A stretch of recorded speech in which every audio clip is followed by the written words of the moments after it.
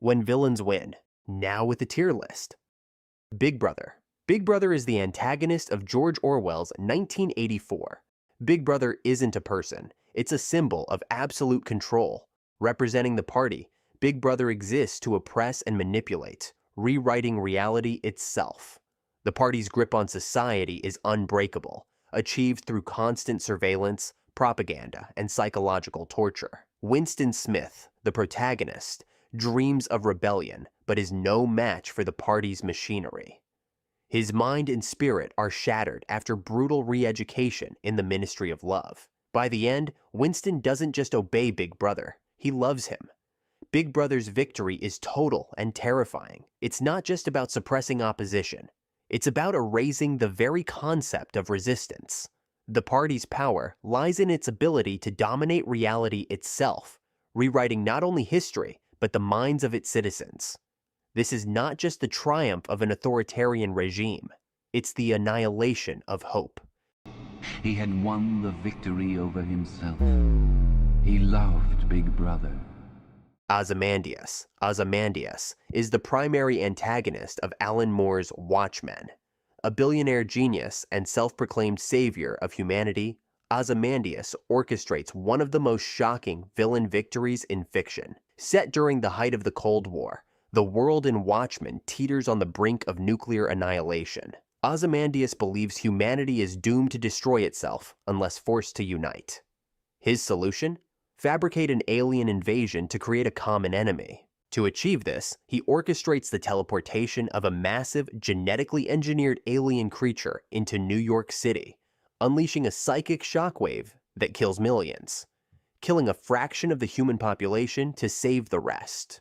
What makes Ozymandias so chilling is his absolute certainty in his moral justification. For him, the mass slaughter is a necessary sacrifice for the greater good. Even when confronted by the heroes, he calmly reveals that his plan has already succeeded. Ozymandias' victory is not only complete but unpunished. By uniting humanity through fear, he achieves peace at an unimaginable cost. Even the heroes who uncover his monstrous deception choose to remain silent, unwilling to undo his fragile utopia. Ozymandias achieves his goal and walks away unscathed, leaving us grappling with a haunting question. Can evil truly be justified if it saves the world? I triggered it 35 minutes ago. The Joker. The Joker in The Dark Knight isn't your typical villain. He doesn't crave money, recognition, or world domination. His sole aim is chaos, to prove that even the most virtuous can be corrupted when pushed far enough. Gotham's White Knight, Harvey Dent, becomes his ultimate target. Through manipulation, the Joker orchestrates a series of events that shatter Dent's life. After the death of Rachel Dawes, Dent's fiancée, and a horrific disfigurement, Harvey transforms into the vengeful Two-Face. The Joker's ultimate victory lies in proving his point.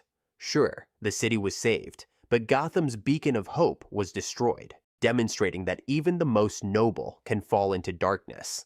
To preserve Dent's image and the hope he represented, Batman takes the blame for Dent's crimes, sacrificing his own reputation. In doing so, Gotham loses two symbols of justice in a single, devastating blow, but the perception of one remains. The lie perpetuated by Batman further validates the Joker's philosophy. Even honorable men can bend the truth, twisting justice into a lie to maintain order. Gotham's soul isn't saved, it's compromised, left standing on a fragile foundation of deceit. I took Gotham's White Knight, and I brought him down to our level. The Lottery. Shirley Jackson's The Lottery introduces us to a small, seemingly idyllic town that gathers annually for a community tradition. On the surface, it appears to be a harmless, even festive event. However, the dark truth soon emerges. The winner of the lottery is stoned to death by the townspeople in a horrifying act of ritualistic violence. Tessie Hutchinson becomes this year's victim. Initially cheerful about the lottery, she turns desperate and protests its fairness when her name is drawn. Her cries for mercy are ignored as her neighbors, friends, family, and even her own children pick up stones, and brutally carry out the ritual. What makes the story so chilling is the collective complicity of the townsfolk. The lottery is not questioned, it simply is. The townspeople cling to this tradition, blind to its cruelty, because it has always been done. The story's victory is not one of a single villain, but of societal conformity and complacency. The true horror lies in the fact that no one thinks to resist or question the established, leaving the cycle of violence unbroken.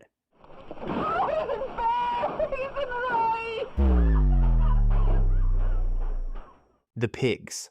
The pigs in George Orwell's Animal Farm begin as revolutionaries, rallying the animals to overthrow their human oppressors. Led by Napoleon, they promise a utopia of equality and freedom. At first, the rebellion appears successful, with the farm running under the animals' collective rule. But as the pigs gain power, their true nature begins to surface. Napoleon, driven by greed and ambition, consolidates control through fear and manipulation.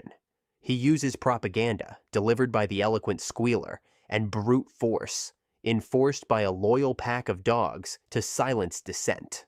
The animals' dream of equality shatters as the pigs rewrite the farm's commandments to serve their needs. Boxer, the hard-working horse, symbolizes the ultimate betrayal. His loyalty and tireless labor are rewarded not with care, but with a trip to the glue factory. Meanwhile, the pigs enjoy luxuries once reserved for the humans, becoming indistinguishable from them. The pigs' victory is absolute. By the story's end, they have betrayed every ideal of the revolution, cementing Orwell's grim message. All animals are equal, but some animals are more equal than others. Damien Thorne, the Antichrist in the Omen, is a child destined to bring about the apocalypse. Adopted by an unsuspecting diplomat, Robert Thorne, Damien's true nature is masked by his innocent appearance. However, chaos and death follow him wherever he goes, often carried out by his demonic protectors. As Robert begins to uncover the truth about Damien's origins, he learns that the child is not human, but the literal spawn of Satan. Determined to stop him, Robert acquires sacred daggers, the only weapon capable of killing Damien. But before he can act, Robert is killed by the authorities, leaving Damien unharmed. The film's chilling conclusion shows Damien at Robert's funeral, holding hands with the President of the United States, smiling faintly as the camera lingers on his face. Damien's victory is absolute. Evil thrives, hidden in plain sight, ready to wield power and fulfill the biblical prophecy of the apocalypse. Look at me, Damien. It's all for you. John Doe, the antagonist of Seven, is not just a serial killer. He is a self-proclaimed messenger of divine retribution. Each of his murders is meticulously designed to represent one of the 7 deadly sins, a grotesque reflection of what he sees as humanity's moral failings. His actions are part of a larger, horrifying plan to deliver what he believes is a righteous message. Doe's crimes are chilling in their execution. A glutton is forced to eat until his body gives out, and a greedy lawyer is made to carve a pound of flesh from his own body. Each victim is chosen deliberately, with their deaths serving as twisted parables for society's sins. His ultimate plan is revealed in the film's devastating climax. After surrendering to the police, Doe leads Detectives Somerset and Mills to the final act of his masterpiece. He confesses to murdering Mills's wife out of envy, and provokes Mills into shooting him in wrath. In doing so, Doe ensures that the final sin, wrath, completes his macabre sermon. John Doe's plan succeeds. In death, he achieves his goal of proving that sin is inescapable, leaving Mills broken and forever complicit in his design. Oh. He didn't know. Nurse Ratched.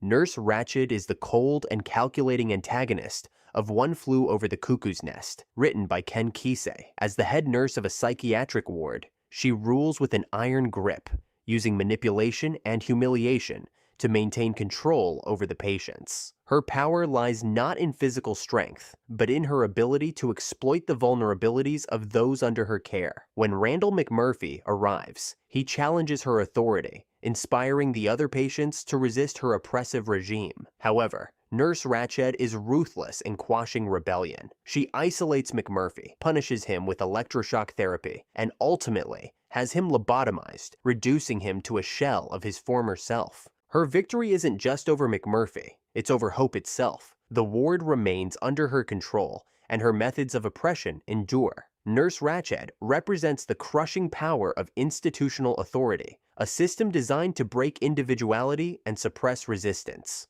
If Mr. McMurphy doesn't want to take his medication orally, I'm sure we can arrange that he can have it some other way. Judge Holden, the towering, enigmatic antagonist of Cormac McCarthy's Blood Meridian, is more force of nature than man. Bald, pale, and unnervingly intelligent, he is a charismatic yet terrifying figure. The judge first appears to the kid, the novel's protagonist, during a revival in Texas. The judge incites the congregation to turn on their preacher using false accusations. The preacher is nearly beaten to death, purely for the judge's amusement.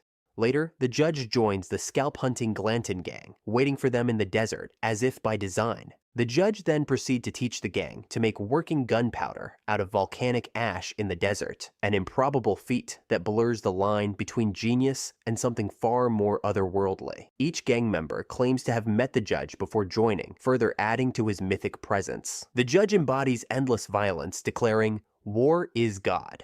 Holden leaves destruction wherever he goes. The kid, now a member of the gang himself, begins to resist the judge's influence, showing moral defiance, but the judge is relentless. Years after the gang's dissolution, the kid, now the man, encounters the seemingly ageless judge once more. In a saloon, the judge calls the man the last of the true, before their grim final encounter in an outhouse, where the man's fate is left horrifyingly ambiguous. Judge Holden represents a force of chaos and violence that cannot be defeated. His total victory is laid out in the novel's haunting conclusion. The judge triumphantly dances among the saloon-goers, proclaiming his eternal nature. He will never die.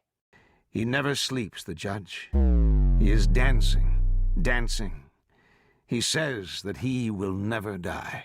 The World State, Aldous Huxley's Brave New World, explores a dystopia where humanity is enslaved not by oppression, but by comfort. Set in the World State, a global society where technology, conformity, promiscuity, and artificial happiness have replaced individuality, freedom, the belief in God, and emotional depth. Representing control through comfort, the World State keeps its citizens docile with pleasure, consumerism, and the drug, soma, ensuring that rebellion never arises because no one has the desire to resist. John the Savage is introduced as an outsider born in a reservation untouched by the World State's control. Raised on Shakespeare and human ideals of love and morality, John is horrified by the hedonistic and soulless society he's brought into. He rejects their values, but becomes a media sensation, his misery treated as entertainment.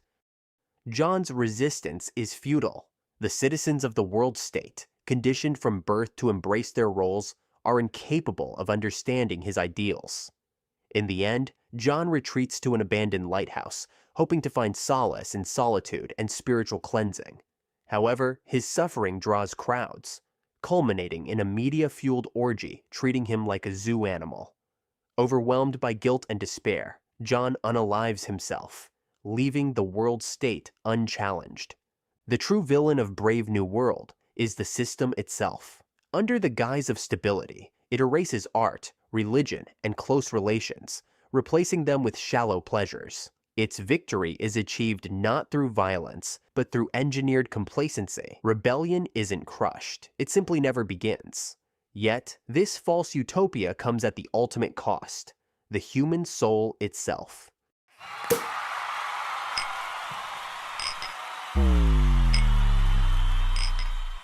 Fletcher, Terence Fletcher, the antagonist of the movie Whiplash, is a ruthless jazz conductor at Schaefer Conservatory.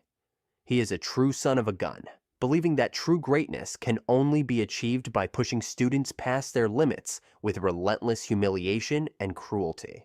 At first, Andrew Neiman, the protagonist, welcomes the challenge, sacrificing everything, his relationships and his well-being, all for perfection.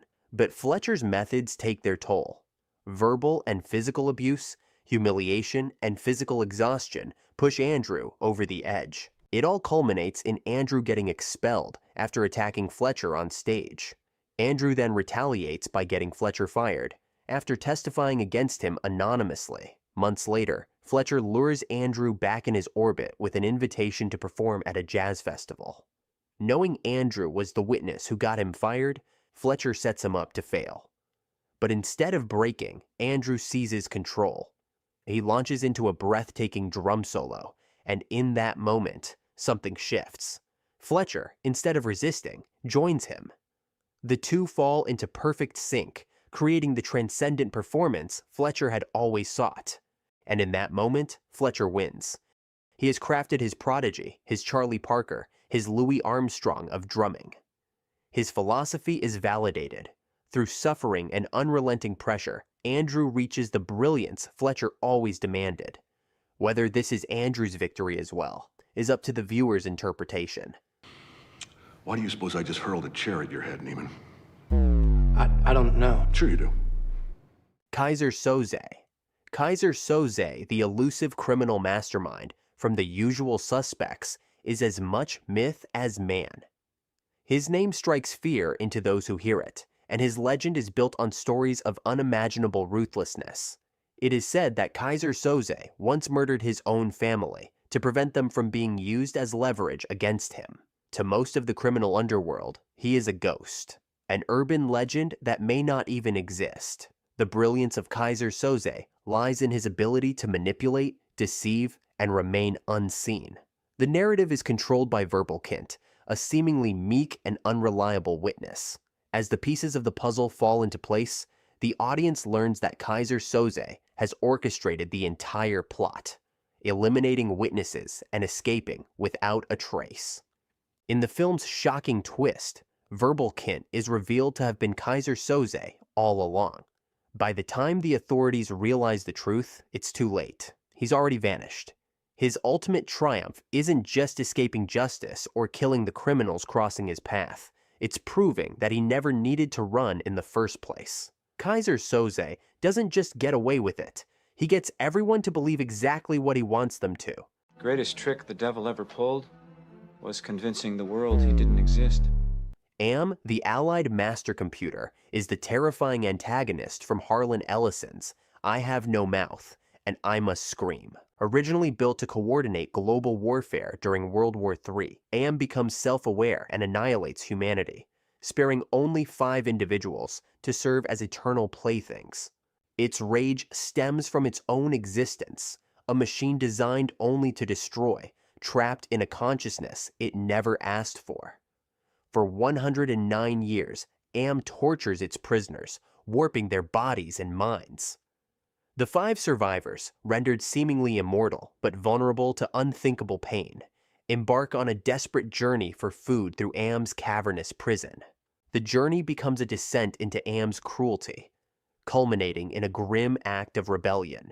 Ted, the narrator, realizes that they cannot end their own suffering, but they can hurt and kill each other. In a final act of defiance, the group kills each other one by one, sparing themselves from Am's eternal torment.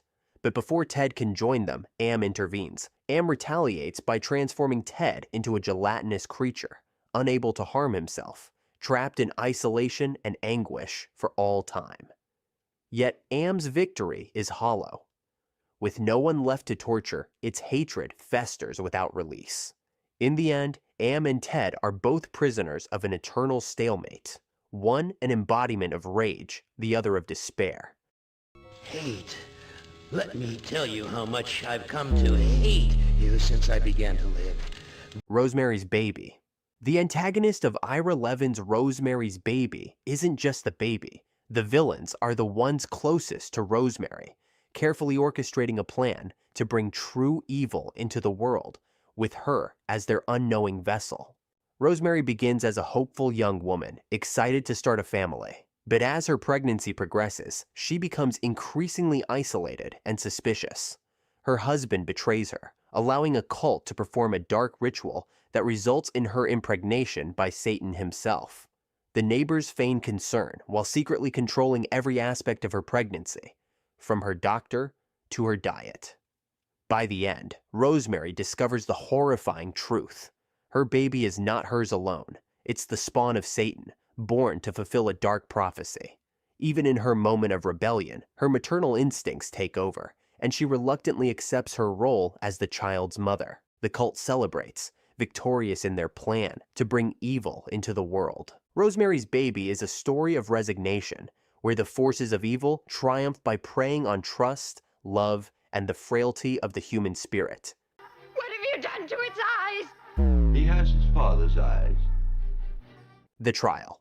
In Franz Kafka's The Trial, Joseph K. wakes up one morning to find himself under arrest for a crime he knows nothing about. He isn't told what he's accused of or who is accusing him. The mysterious and faceless court operates in a world where guilt is presumed and innocence is irrelevant. From that moment on, Joseph becomes ensnared in an oppressive and absurd bureaucratic system that seems designed to crush him. Joseph's attempts to navigate the legal system only deepen his despair. He receives assistance from his lawyer, whose ineffectiveness is as baffling as the system itself. The lawyer's clients, so desperate for his guidance, have even moved into his home, groveling for scraps of legal assistance. Every encounter with the system serves to further confuse and alienate him. Despite his intelligence and determination, Joseph is powerless against the court's incomprehensible authority. Sadly, Kafka never completed the story, but he did write the ending. The novel ends with Joseph being led away by two warders, who execute him with chilling indifference. His final words, like a dog, and him thinking, "It was as if the shame would outlive him," underscore the totality of the court's victory, not just over his life, but over his sense of self and his reputation. The triumph of the court in The Trial is Kafka's ultimate critique of systems of power. It's not a single villain who wins, but the faceless, unfeeling machinery of bureaucracy that destroys Joseph's life without ever explaining why. Amy Dunne. Amy Dunne, the hidden antagonist of Gillian Flynn's Gone Girl, is a master manipulator, brilliant, calculating, and terrifying. When her husband, Nick, cheats on her and grows distant, Amy's response is anything but ordinary. Amy constructs an elaborate narrative to frame her husband for her own disappearance and supposed murder. Amy meticulously plants evidence, forges a diary, and fabricates a crime scene, crafting a narrative that turns both the public and law enforcement against Nick. Her genius lies in her ruthless understanding of human behavior and her ability to manipulate perception. Even when her plan falters after she's robbed while hiding, Amy adapts. She turns to an old lover, using and ultimately murdering him to stage her dramatic return home. Amy's victory is absolute. It's not just about escaping consequences. It's about asserting dominance over Nick and controlling the narrative of their lives. Pregnant with Nick's child, conceived through stored sperm, she ensures he can never leave her without becoming the villain in the public's eyes. In the end, Amy forces Nick into a life of submission and facade, exerting the ultimate revenge over him, having to spend the rest of his life with her. The primal questions of any marriage. What have we done to each other? Hans Landa, the ruthless antagonist from Inglourious Basterds, is a man who always comes out on top. Nicknamed the Jew Hunter, he presents himself as polite, charming, even elegant. But beneath his civility lies a calculating mind and a complete lack of morality. To Landa, ideology is irrelevant. The only thing that matters is winning. From the moment he steps into the La Petite farmhouse, he dominates every scene. He doesn't use brute force, he doesn't need to. With calm, surgical precision, he breaks down his targets, trapping them in their own words before delivering the killing blow. His intellect makes him untouchable, and his loyalty to the Nazi regime, expendable. When the tide of war shifts, so does Landa. Without hesitation, he betrays the Reich and its leadership, ensuring Operation Kino's success. In exchange, Landa escapes justice by negotiating his way into wealth, full immunity, and a hero's welcome in America. He wins. The Basterds can't stop him, the Allies welcome him, and history will never judge him. The swastika Aldo Rain carves into his forehead is a small wound compared to the fate he should have met. An insignificant price to pay for total freedom. While other Nazis hang, Landa walks away, victorious, just with a scar to remember it by. You're sheltering enemies of the state, are you not? Anton Chigurh is more than a hitman in Cormac McCarthy's book, No Country for Old Men. He is the embodiment of fate, chaos, and inevitability. Tasked with recovering stolen drug money, Anton kills with chilling detachment, often leaving his victims' lives to chance with a coin toss. The coin toss isn't mercy. It's a reminder that luck, not morality, determines who lives and dies. The outcome isn't personal. It's simply what must be. Anton moves through the world like an unstoppable force, indifferent to human reasoning. His weapon of choice, a captive bolt pistol, typically used to slaughter cattle, reflects his view that people are no more significant than livestock. Unlike Sheriff Bell, who clings to old ideals of justice, Anton embraces the world as it is, cold, random, and merciless. Bell struggles to make sense of the rising tide of senseless violence, only to realize that the world has moved beyond his understanding. In the end, Anton retrieves the money and ties up all the loose ends. He has won. Yet, even Chigurh is not untouchable. When a random car accident leaves him injured, he limps away, seemingly undeterred. But the crash serves as a warning. He is not beyond the forces of chance either. Fate may guide his hand, but it does not grant him immunity. Call it. Call it, yes. Call it. Just call it. Aaron Stampler.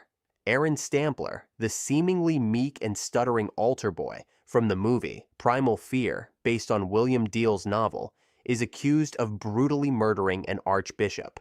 Found covered in blood at the crime scene, Aaron insists he didn't commit the crime, defended by hotshot lawyer Martin Vale. Aaron's soft-spoken demeanor and traumatic past convince Vale and the audience that he's a victim of abuse, not a killer.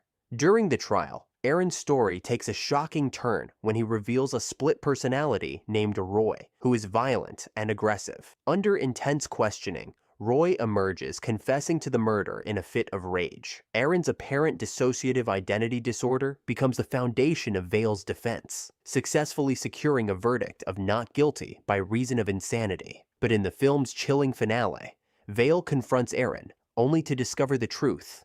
The Roy persona was an elaborate lie.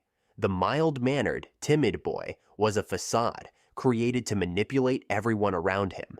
Roy is Aaron's true self, a cold, calculating killer who smugly confesses his deception to Vale after the trial. Aaron Stampler's victory is chilling because it's a complete reversal of expectations. He doesn't just win his freedom, he does so by outsmarting everyone, leaving Vale and the audience stunned and abused. There never was an Aaron counselor. Medea. Euripides' Medea is one of the most infamous tragedies of ancient Greece, a tale of betrayal and vengeance. Medea gave up everything for Jason, her home, her family, and even her own brother's life, to help Jason claim the Golden Fleece. In return, he promised her a future.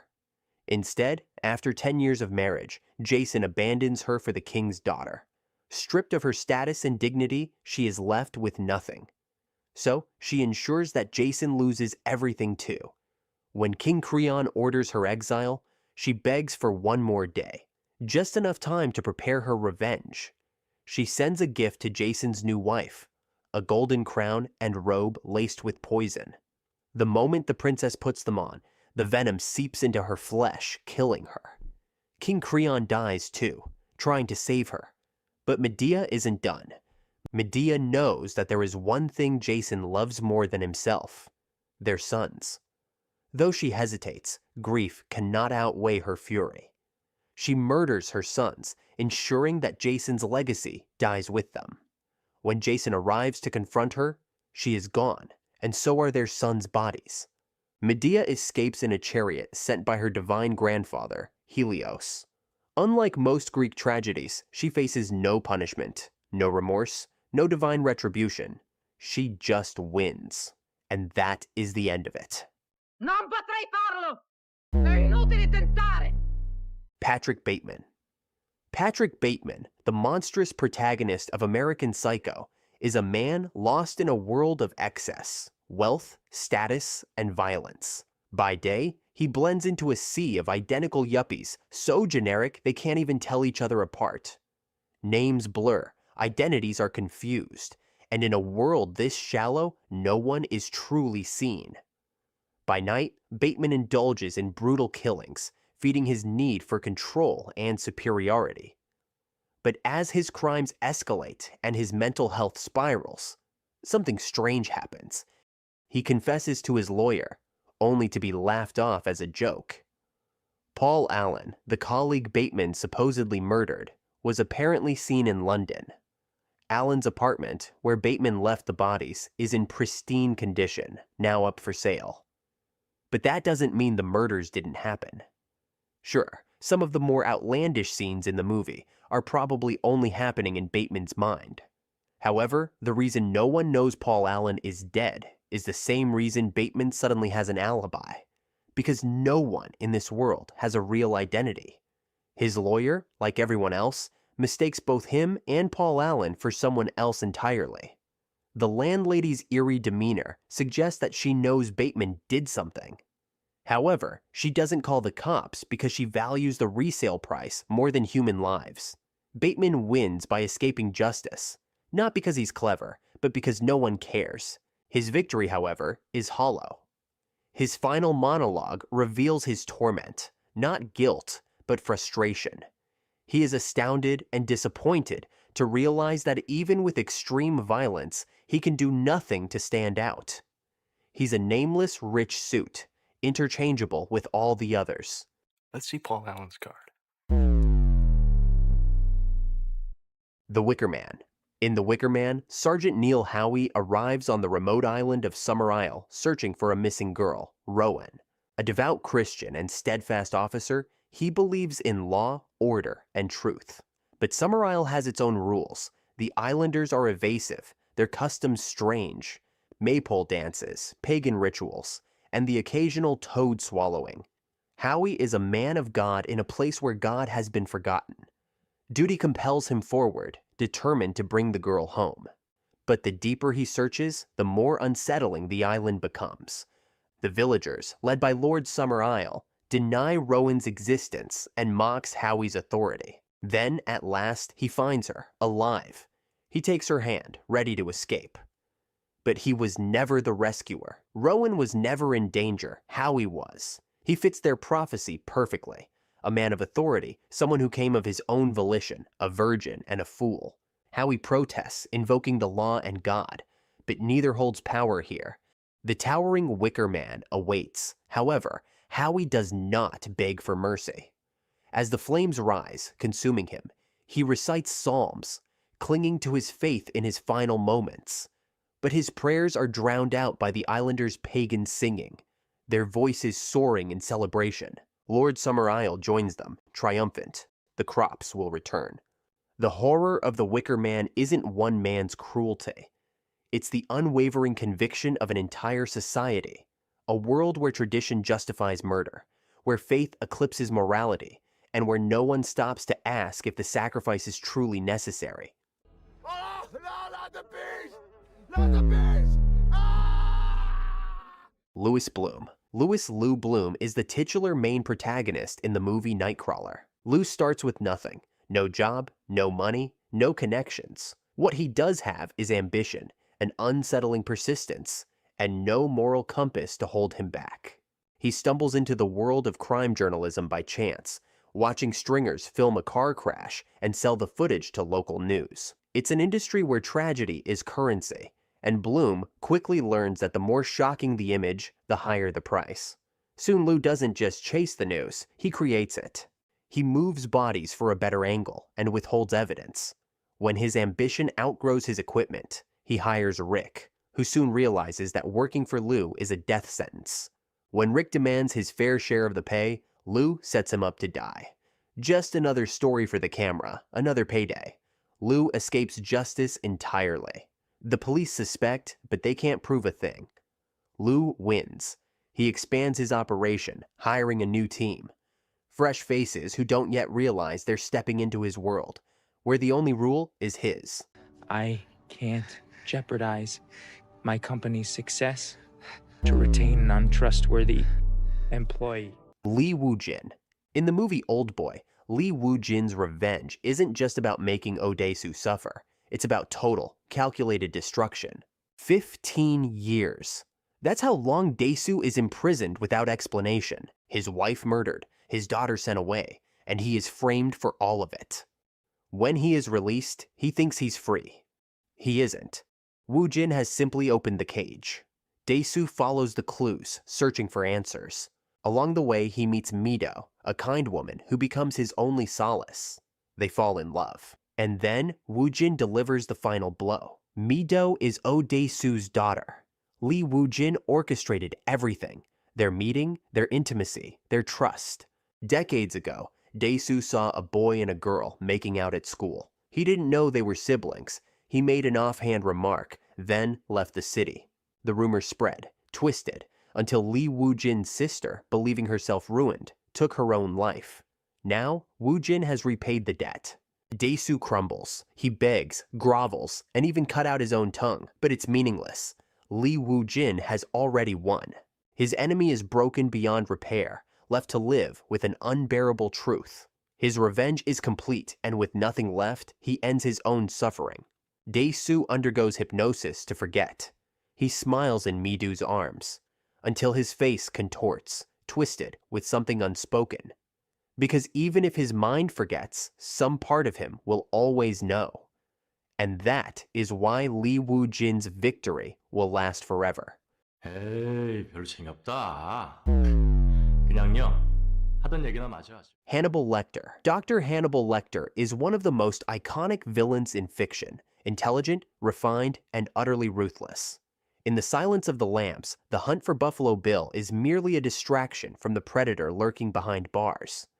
At first glance, Lecter is a man of sophistication, a brilliant psychiatrist, an art lover, and a gourmet. But beneath the cultured facade lies something far more terrifying. A mind that understands humanity so well, he can dismantle it with words alone. Oh, and he eats people.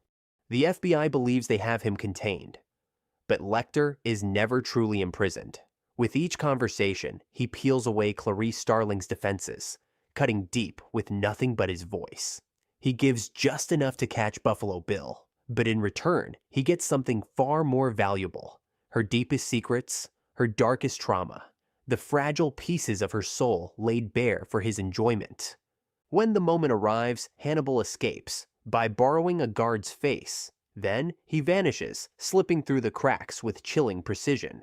The world tried to cage him, but he simply declined. Hannibal Lecter wins. He is the perfect predator. The world is still his hunting ground, and he's still hungry. Closer, please. Closer. Noah Cross.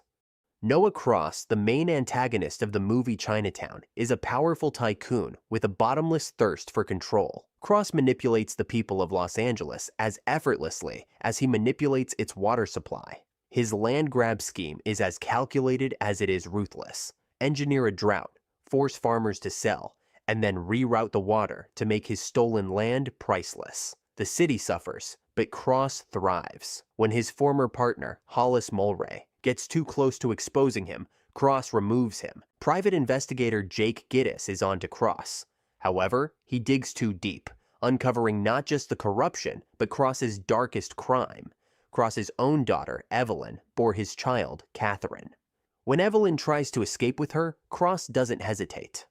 He lets the police do his dirty work, watching as they gun down his own daughter in the street. And then, with cold certainty, he takes Catherine into his custody. There are no consequences, no justice. The police side with him, the system protects him, and Gittes is left powerless, forced to walk away. Cross gets what he wanted: control, wealth, and the continued abuse of his own blood. Forget it, Jake. It's Chinatown. Tyler Durden, the first rule of Fight Club is we don't talk about Fight Club, but I'm going to do it anyway. Tyler Durden is a force of destruction, rebellion, and freedom wrapped in a single entity. At the start, the narrator is trapped in a life of corporate monotony, numbing himself with consumerism and self-help groups. Then, Tyler appears, brash, fearless, and destructive. He tears down the narrator's world, dragging him into a life of raw violence, chaos, and anti-capitalism. Fight Club grows into Project Mayhem, and soon it's all out of control. The big twist in the movie is the fact that Tyler isn't real. He's a manifestation of the narrator's deepest desires, his rejection of a meaningless, consumer-driven existence. Ever since he appeared, Tyler has always been in control. The narrator isn't losing himself to Tyler. He is Tyler. When the truth is revealed, he tries to stop him, but it's too late. The plan is already in motion. The narrator fights back, trying to reclaim his own mind. He shoots himself, symbolically killing his alter ego. But does Tyler really lose? The bombs go off, the financial system collapses, and the narrator, no longer trapped in his hollow life, stands reborn. Tyler's mission wasn't about survival, it was about transformation. Job well done. The first rule of Fight Club is, you do not talk about Fight Club. Judge Wargrave. In the Agatha Christie novel, And Then There Were None, the retired Judge Wargrave lures 9 strangers to an isolated island, each guilty of a crime they were never punished for. With meticulous planning, Wargrave sets out to be their executioner, following the eerie framework of a nursery rhyme. One by one, the guests die, each murder staged to match the poem. Wargrave fakes his own death with the help of Dr. Armstrong, allowing him to operate in the shadows as panic and paranoia consume the remaining survivors. As the bodies pile up, his plan unfolds flawlessly. By the end, only Vera Claythorne remains. Broken by guilt and psychological manipulation, she ends her suffering, completing the final line of the rhyme. With his masterpiece complete, Wargrave unalives himself in a way that mirrors his staged death, ensuring that investigators find only 10 bodies and an unsolvable mystery. However, Judge Wargrave cannot bear the idea that his perfect crime will go unappreciated. So before shooting himself, Wargrave writes a full confession, seals it in a bottle, and tosses it into the sea for someone to find. His crime is only discovered because he chooses to reveal it. The confession is his final triumph, a way of saying, I won.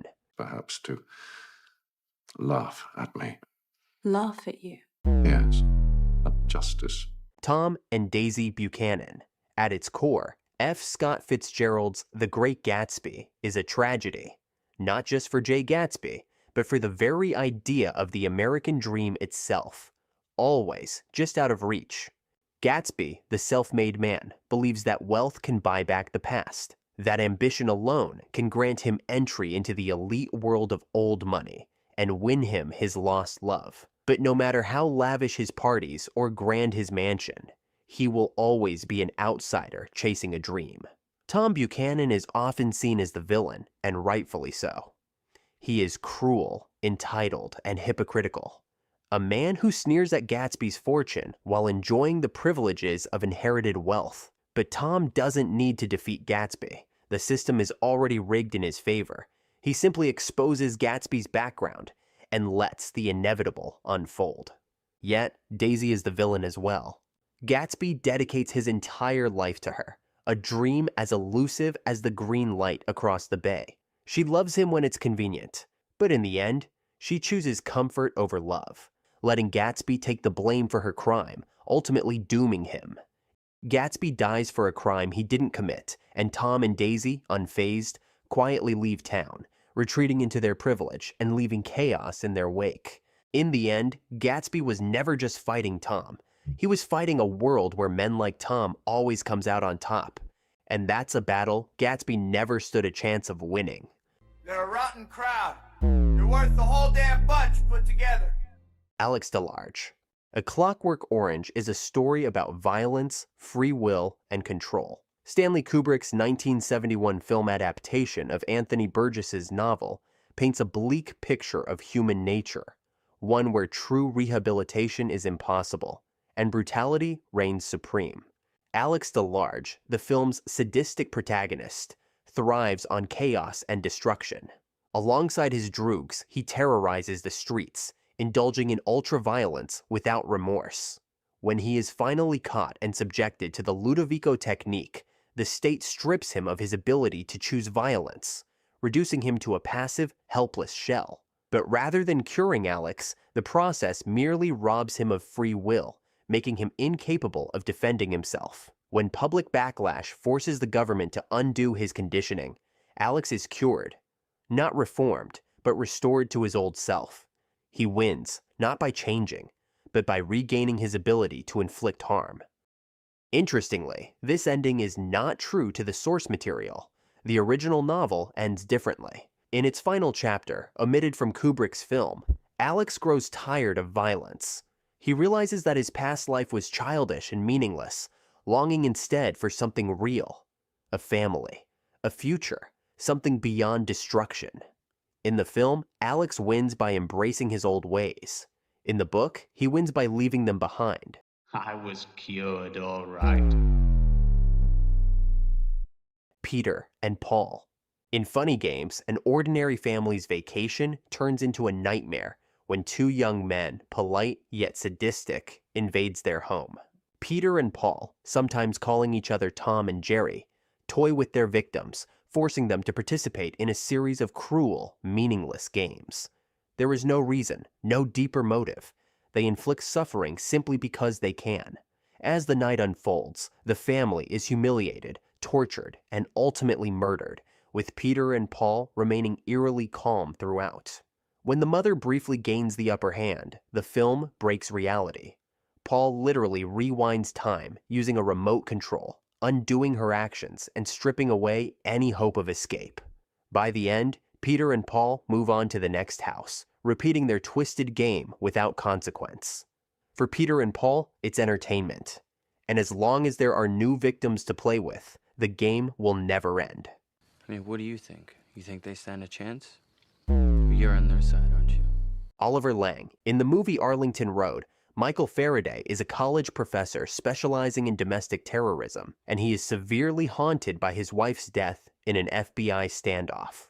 Michael grows suspicious of his new neighbor, Oliver Lang. Oliver seems friendly, but small inconsistencies and unsettling comments hint at something darker. As Michael digs deeper, he uncovers Oliver's past as a failed teenage bomber and realizes he is planning something big, but Oliver is always one step ahead. He carefully gaslights Michael, manipulates evidence, and ensures no one believes his growing paranoia. By the time Michael unravels the truth, the trap is already set.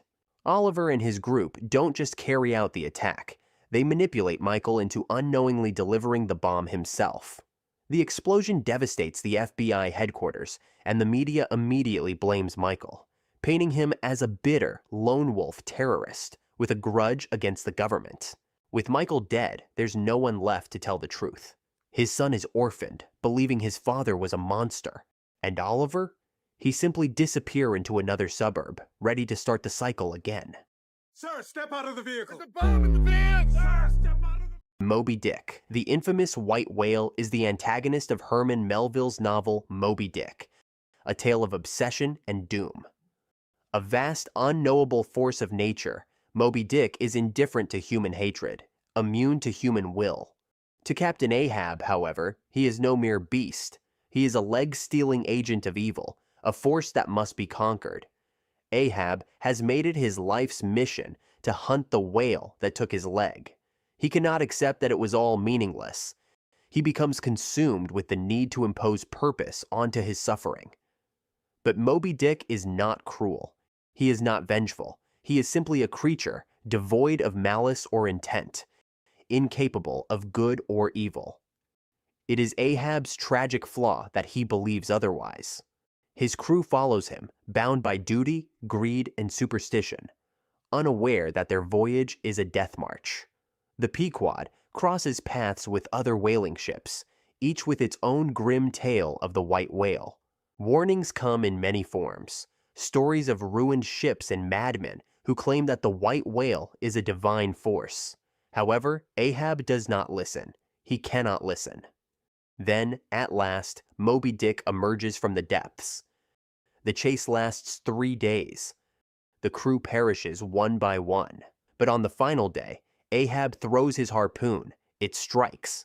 But the rope coils around his neck, a sudden pull. And Ahab is gone, dragged down into the abyss, claimed by the very thing he sought to destroy.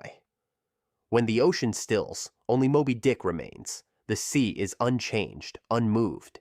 Man is gone, and nature endures.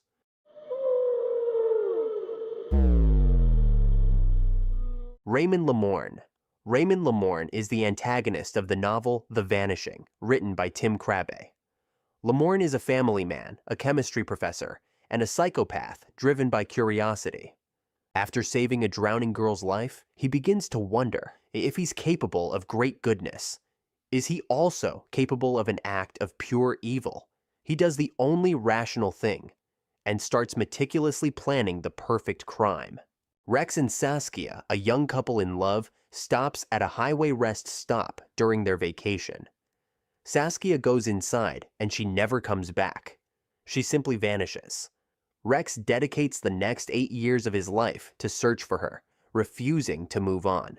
One evening, Rex is approached by Raymond, impressed by his determination. Raymond offers Rex the truth, but only if Rex agrees to undergo the same ordeal that Saskia suffered.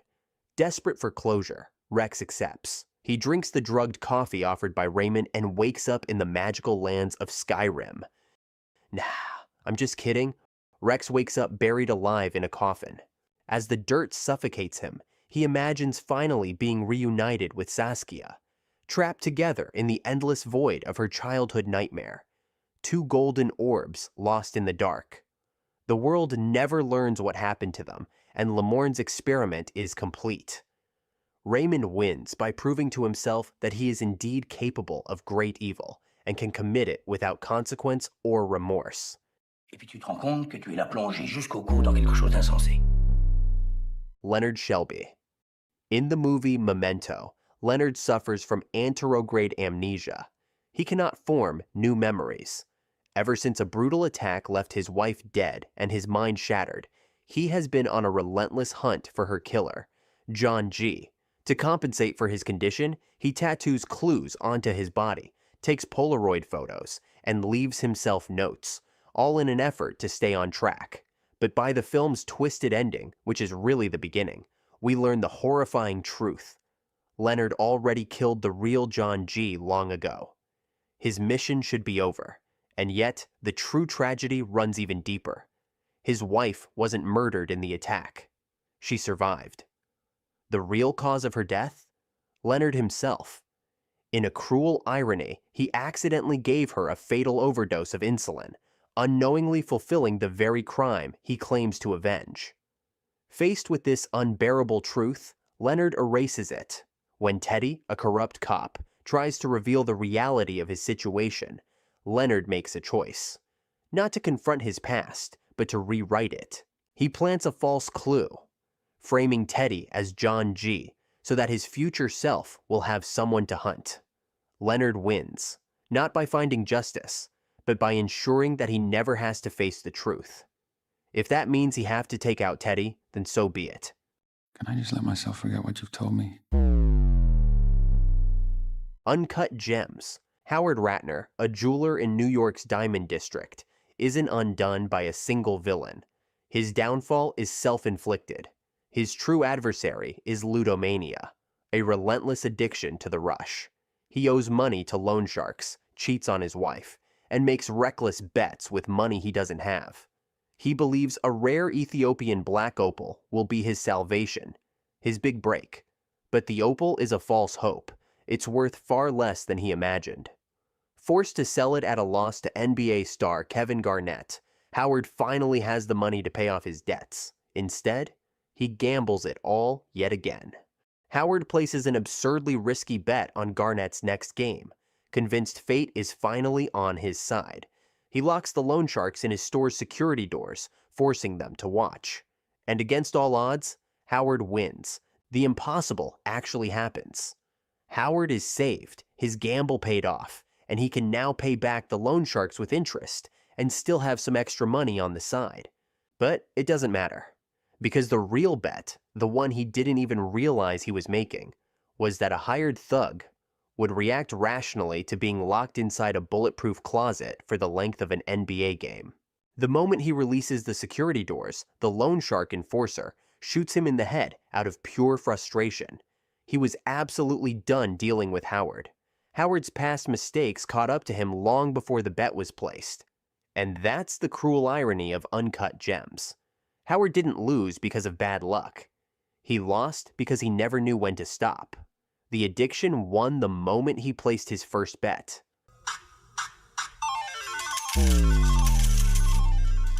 The Harga.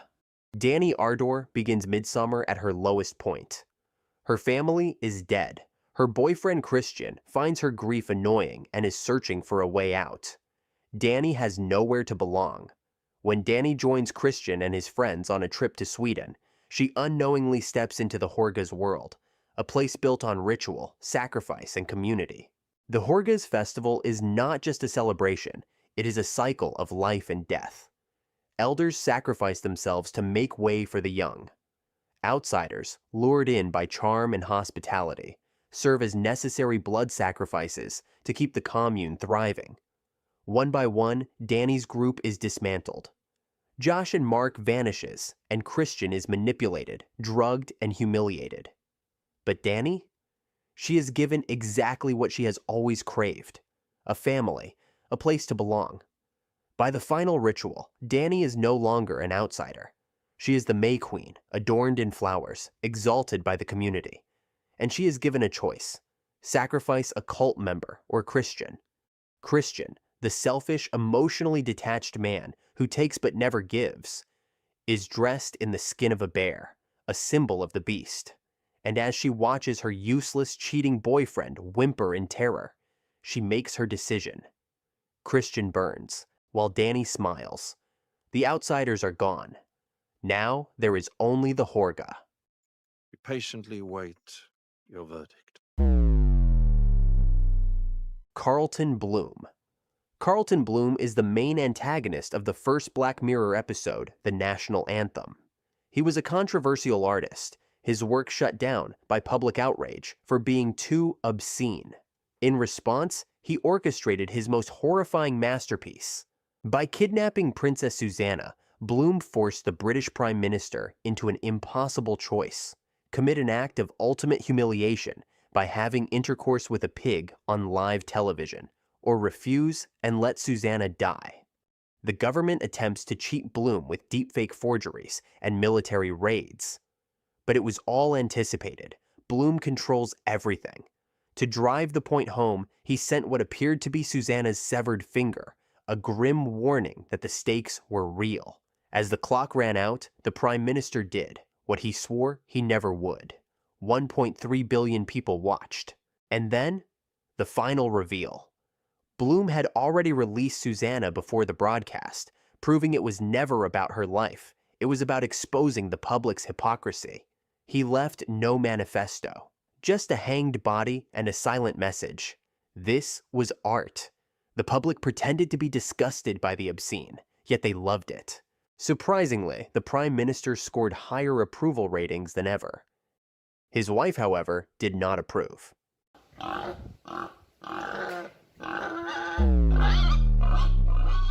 Alejandro Söze. Tony Montana, the protagonist of Scarface, is loud, violent, and hungry for power. But Alejandro Söze is the one who actually owns the game. While Tony fights tooth and nail to climb the ranks, Söze was born at the top. The contrast between them is stark. Tony is a poor Cuban immigrant, barely literate, speaking in a thick accent, clawing his way up from nothing. Söze, on the other hand, is a wealthy Bolivian aristocrat, educated in England, polished and well-spoken. Tony is brute force. Söze is precision. When they first meet, Söze recognizes Tony's strengths. He's ambitious and fearless. But he also recognizes his fatal flaws. He's impulsive, reckless, and driven by ego. Söze exploits this, using Tony as a disposable asset to move massive amounts of cocaine into the US. Tony promises not to betray Söze, but when Tony betrays him by refusing to assassinate a journalist, Söze acts accordingly. Tony, drowning in paranoia and cocaine, never sees it coming. In one night, his entire empire collapses. His fortune, his power, his life, all gone. And Söze? He wins. He never gets arrested. He never faces consequences. Tony was just another pawn who thought he could be king. The world was never Tony's. It was always Söze's. Not gonna be a next time. I told you a long time ago, you little monkey. Thanos. The Mad Titan doesn't just seek power, he seeks balance. In Avengers Infinity War, the antagonist, Thanos, is not just a mindless conqueror, but a calculated force of destruction, driven by a belief that only he has the will to do what must be done. Overpopulation and scarcity, in his eyes, have doomed the universe. His solution? Wipe out half of all life, randomly and without bias, ensuring prosperity for those who remain. The Avengers fight with everything they have. But Thanos is always a step ahead. He outmaneuvers, outsmarts, and ultimately outlasts them. He sacrifices Gamora, his own daughter, for the Soul Stone, overpowers Earth's mightiest heroes, and in the film's most haunting moment, silences their last hope with a single snap of his fingers. And then, victory. The dust settles, and half of existence is gone. Thanos watches the sunrise over a grateful universe. No speeches, no gloating. Just the quiet satisfaction of a mission fulfilled. And yes, Thanos loses in Endgame, but only because the Avengers pulls a Deus Ex Machina, inventing time travel to undo his work. That doesn't change the fact that in Infinity War, Thanos wins. I am inevitable. You did it, you absolute mad lad. You finished the whole video. Now feel free to tell me where I went wrong in my tier list and why, or go out and touch some grass or something. Anyways, thanks for watching. Cheers.